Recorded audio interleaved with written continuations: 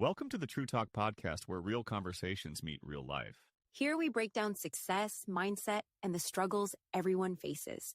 No filters, just truth. If you're ready to grow, get inspired, and level up your life, then you're in the right place. Let's dive in. Have you ever found yourself, maybe stuck in traffic or just scrolling through the news and thought, why isn't life feeling well, as vibrant as it could? Or maybe, how do I even start to quiet these relentless negative thoughts? Well, today we're taking on that really fundamental human experience, our internal world. We're diving into the wisdom of two incredible thinkers, Tony Robbins and Sadhguru. Right. And our mission for you is to pull out some truly practical, profound insights, stuff that challenges how we typically approach our minds. Yeah, give you some real tools. Exactly. Real tools to navigate your inner landscape. And what's truly illuminating here, I think, is how both perspectives, while they seem distinct, they actually point to a powerful truth. Which is? That our internal state isn't just something that happens to us. It's something we actively shape. We shape it. Yeah, and in a world with just constant external pressures, understanding this isn't just like a nice idea. It's absolutely vital. Vital for thriving. Okay, so let's unpack this. Tony Robbins first. He starts by challenging our very definition of happiness. He suggests it's not a constant state at all. Right. Not that baseline bliss some people chase. No. In fact, he goes as far as saying it's a habit, and maybe one we often undervalue. A habit. Interesting. Yeah. He famously interviewed, 50 self-made billionaires. People with everything. People who seemingly had everything they could ever dream of, times 10 or 100. Yeah. And astonishingly, he found that only a handful, maybe 4 of them, consider themselves genuinely happy. Wow. Only 4 out of 50. Yeah. That really forces us to ask, right?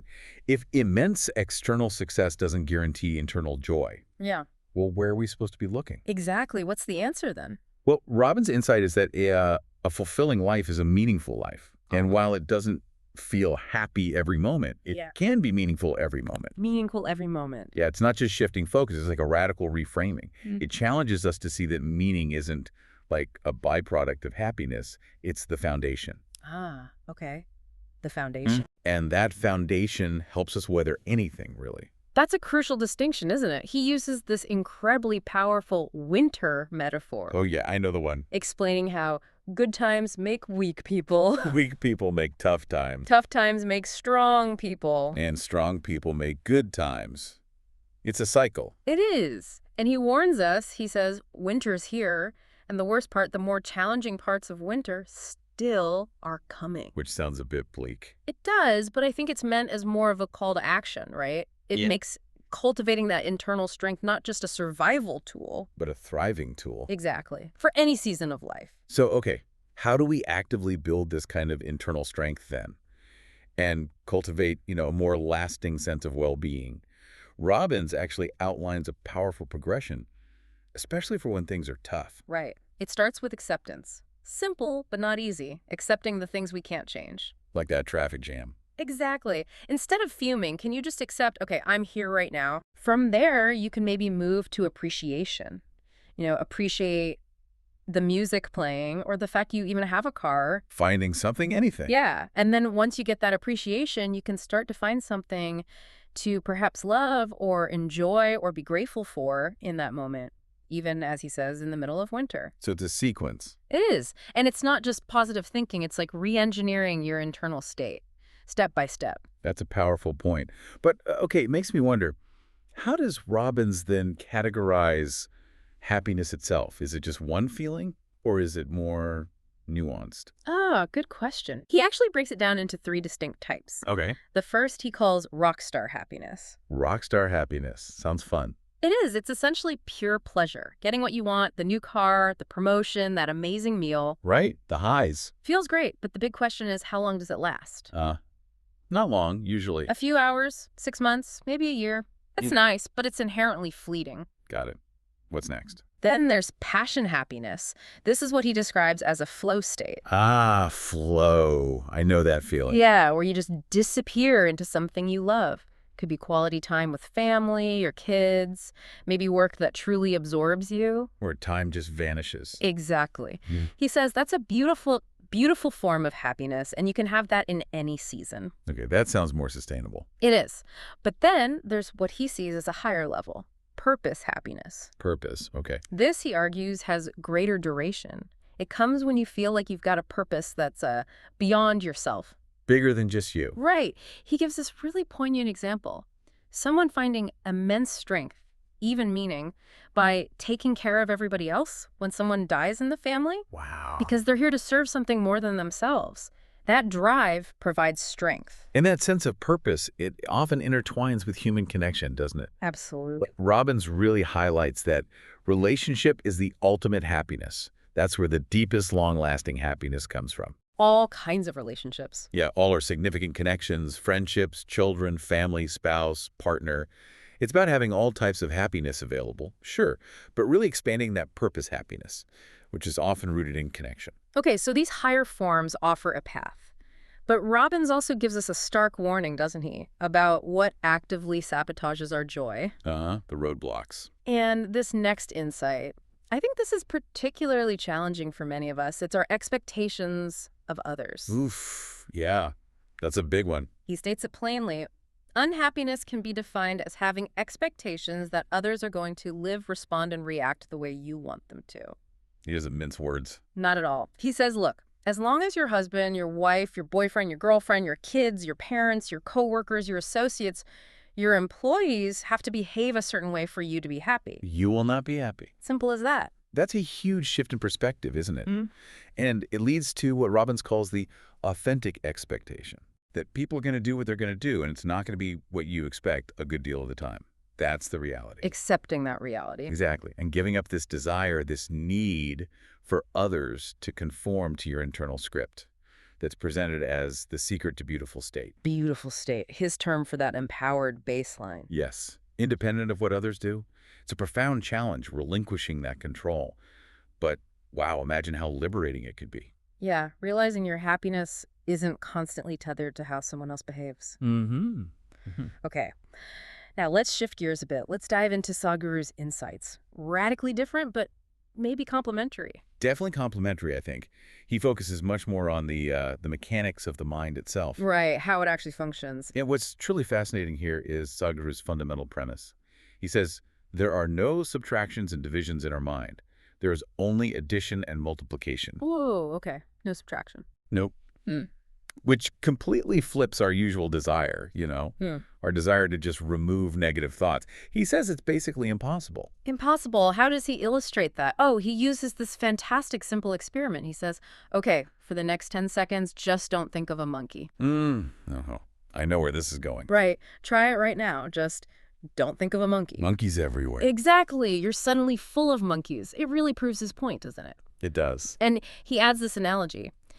In this mind, all the 3 pedals are throttle. There is no brake. There is no clutch. Whatever you touch, it will only go faster. So trying to push thoughts away just makes them stronger. Precisely. Trying to forcefully remove thoughts, Sadhguru says, it's not going to work. 100% it's not going to work because nobody can remove it. They can avoid it for some time, but it pops back up. Okay, so if we can't subtract, can't forcefully remove, what do we do then? How do we handle negativity?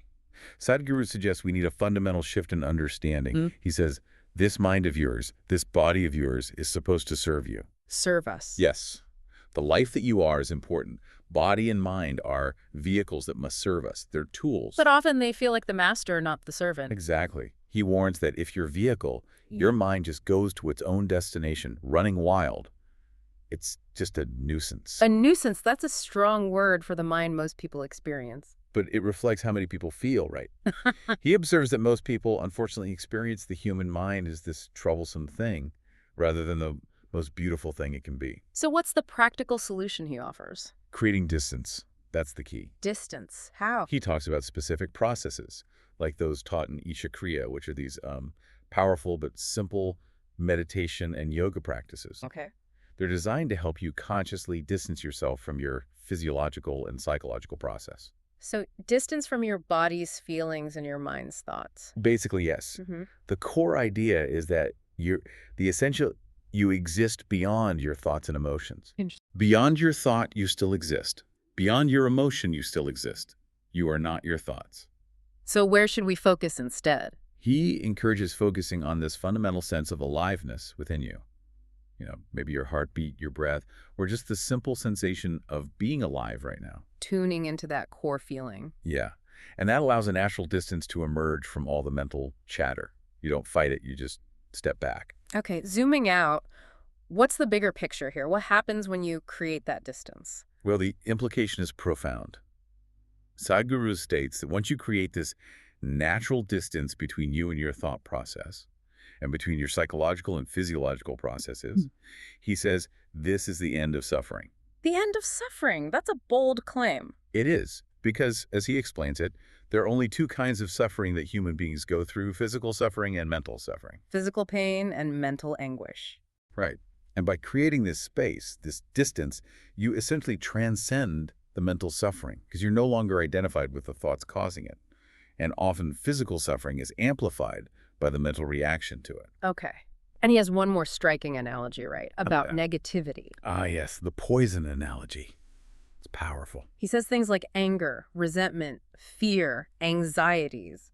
They're like poisons that we are drinking. And expecting somebody else to die. Ouch. It really hits home, doesn't it? He even points out, 5 minutes of intense anger, check your blood work and see there will be lots of negative elements in it. It's literally self-poisoning. Yeah. Yeah. And expecting the world or someone else to change because we're drinking the poison. Makes no sense when you put it like that. So, okay, bringing this all together, what does this mean for you, the listener? And how do these two powerful voices, Tony Robbins and Sadhguru, how do they really intersect? Yeah, they use different language, different approaches. But they both seem to point to this incredible truth about our power, our agency to shape our inner experience. That's the crucial question, isn't it? How do they connect? Well, while Tony Robbins emphasizes actively building habits, acceptance, purpose. Just proactive approach. Right. And Sadhguru focuses more on understanding the mechanics of the mind to create distance. Both are fundamentally about internal mastery. Internal mastery, I like that. Yeah. And Robbins' idea of consciously turning the channel to find that beautiful state, it resonates deeply with Sadhguru's call not to engage forcefully with thoughts, but rather to shift your focus, create that space between you and your mental processes. Exactly. And Robbins' emphasis on managing our expectations of others. Letting go of that control. Yeah, recognizing people are going to do what they're going to do. That aligns perfectly with Sadhguru's teaching that our mind and body should be vehicles that must serve us, not rule us. They're both saying, essentially, you are not just a victim, not of your external circumstances, not of your internal narratives. You have agency over your internal world. It's empowering. It really is. They both challenge us to look inward, to understand that genuine well-being isn't found by, trying to control the whole world outside us. Or even by wrestling every single negative thought into submission. Right. It's about intelligently managing our internal state, being strong internally so you can enjoy yourself even in winter, as Robbins says. And ending suffering by creating that natural distance from your mental processes, as Sadhguru described. It's a profound challenge, though, that idea of relinquishing control over others' behavior. I think, many of us can relate to struggling with that daily. Absolutely. So as we wrap up this deep dive, let's try to crystallize these powerful insights. Remember, happiness, perhaps, is a habit you can cultivate, one that's deepened by purpose and meaningful relationships. And when it comes to those negative thoughts, the battle isn't won by fighting them head on. No. It's won by understanding your mind's nature and creating a conscious distance from its incessant chatter. Yeah, the key takeaway really is empowerment. You have the capacity right now to navigate challenging times, not by ignoring them, but by cultivating an internal environment of resilience, acceptance, and a profound connection to the essence of your own aliveness, that feeling Sadhguru points to. So here's a final thought for you to consider. If your mind truly is the most sophisticated computer on the planet, as Sadhguru suggests, are you consciously writing its program, or is it just running on default settings? Good question. What small shift, maybe just one thing, can you make today to begin actively re-engineering your internal world? We really hope this deep dive has given you not just information, but maybe some inspiration too. Yeah, inspiration to explore these ideas further. And bring more joy, more meaning into your every moment. Until next time. Keep diving deep.